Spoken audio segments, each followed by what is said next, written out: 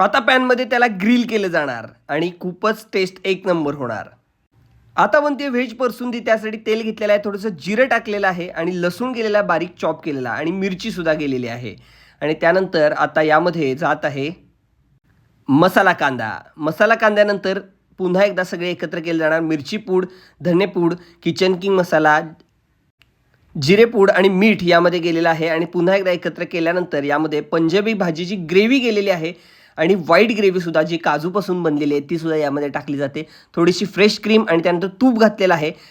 Boil केलेल्या भाज्या यामध्ये गेलेल्या आहेत आणि सगळे एकत्र केल्यावर यावर चीजचा आणि क्रीमचा पाऊस पडलेला आहे. ही परसुंदी आता ओव्हनमध्ये ठेवली जाणार आणि बेक होऊन बाहेर आल्यावर ही आता अशी दिसते.